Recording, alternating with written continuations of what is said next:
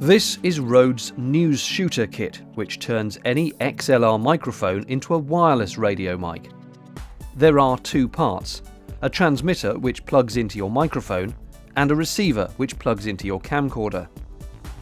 The receiver is the same as the one in Rode's wireless lavalier system, a slightly bulky plastic box with a bright, easy-to-see display on top and buttons for on-off, channel selection to pair with a transmitter, and a mute function. On the back there's a detachable cold shoe mount for fixing the receiver to the camcorder, and on the side a locking 3.5mm jack to take the mono audio to the camcorder. If your cam has XLR sockets, you'll need a separate adapter, which is not supplied, unfortunately. Power for the receiver comes from two AA cells. Also under the sliding cover are a gain control to attenuate the signal going to the camcorder, and a red button used when pairing the receiver with a transmitter. The transmitter is a fairly solid oblong block, mostly made of metal, which gives it a reassuringly substantial and heavy-duty feel. The idea is that your stick mic plugs directly onto the female XLR at the top, but a nice touch is the inclusion of a 3.5mm mic jack if you want to use this as a transmitter for unbalanced mics, such as some lavaliers or small camcorder shotgun types. A simple control panel hides behind a slide-down flap on the front, and again there's a bright display. On the side you find a headphone jack for monitoring if needed, the volume amusingly goes up to 11, and a USB port which can be used to power the unit. Otherwise the transmitter takes two AA cells again, but ingeniously the pack is designed to be the same shape as a Sony NPF battery pack, so you can even slot one of those directly in. Having three powering options makes this very versatile.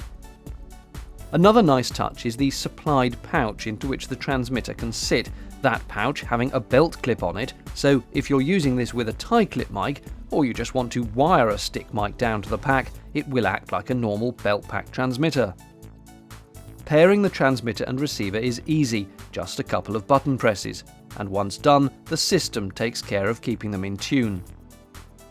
There are three issues to consider on this kind of setup: what the audio quality is like, how reliable the transmission is, and what distance it will work over. Obviously, quality will depend on what kind of mic you use, but as an example, this entire voiceover was recorded on the Newsshooter system using a Sennheiser ME66 shotgun mic and a Sony AX53 camcorder. In terms of reliability, the transmission is entirely digital and uses the 2.4 GHz Wi-Fi band, hopping around frequencies automatically to minimize glitches. While recording this voiceover, we set up two Wi-Fi networks right next to the transmitter and could detect two more in the vicinity, but it didn't seem to affect the signal. As for distance, 100 meters in clear line of sight is suggested. It will be less if there are obstacles between transmitter and receiver.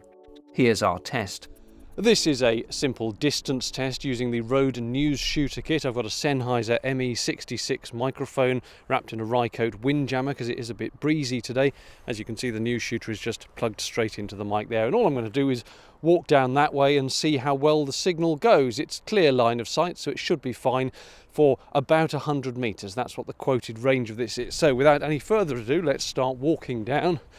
And I know that the previous kit, the wireless lavalier kit, when I tested that, I think it was about 100 meters range, or whatever the quoted range was for that kit, and then it started breaking out. You got digital dropout. It's either there or it's not. And of course it is affected by line of sight. If the transmitter can see the receiver, it's going to do a lot better than if you have any obstructions. How am I doing now? Okay, well I'm 20, 30, probably at least 30 meters from the camcorder, direct line of sight. It should be absolutely fine. I'll carry on walking down, and there's nothing really that's going to get in the way. It's very hard to predict how the system would react to different types of obstacles. What works for me might not work for you when it comes to walls and partitions and doors and bits of metal and everything else. So I think all I can do is show you how far it goes on an unrestricted clear line of sight on a nice day, And there we go, I'm waving to the camcorder, and it's still, the transmitter can see the receiver. I'll carry on a little bit further. I mean, I'm probably at 100 meters or so. I'm very bad at judging distances, but I'm certainly going a fair way. And I'll just carry on a little bit further down here, past this uprooted bit of tree. Can I still see the camcorder? I'm waving at the camcorder. Yes, I can. So I'm a fair old distance from it now. If you can still hear me, I think this is doing pretty well. So just a couple more yards maybe. See how we're going. There's a glove someone's dropped. And that's surely got to be a worthy distance test. If I jump up and down, I don't know if you can see me moving at this distance. Hopefully the red jacket is nice and visible. I shall start coming back towards you, I think, because that really should be far enough, I would have thought, for any sort of filming. I'm going to keep on talking. It doesn't really matter what I'm saying. The point is, if the signal has dropped out, then if I keep talking, you'll suddenly hear it come back in again at the point where the distance is suitable for the transmitter and receiver. The transmitter, by the way, has just had a fresh set of batteries put in it. The receiver batteries were fine, but they're just standard AA cells. I'm not powering it off a USB or anything else. All the Sony NPFs. And just hurrying along here, so being hopelessly unfit, getting slightly out of breath. And as I say, I will just keep muttering and saying something, so that when the signal comes back in, if indeed it did drop out, you should suddenly hear it click back in, and then you know that's where the limit of the signal is. Well, I should definitely be audible now, practically back to the camcorder. Another 10-20 yards and we'll be here. So here we go, marching back up to the screen, and hopefully that was a good test, and hopefully the signal carried for a decent long distance. In conclusion, this is an excellent product from Rode. Arguably, it's better than their wireless lavalier system because this will transmit either a lav or an XLR mic, so it's multi-purpose.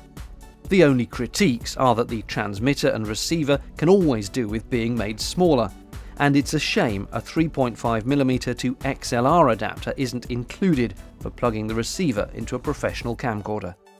Thanks for watching. Leave any questions below.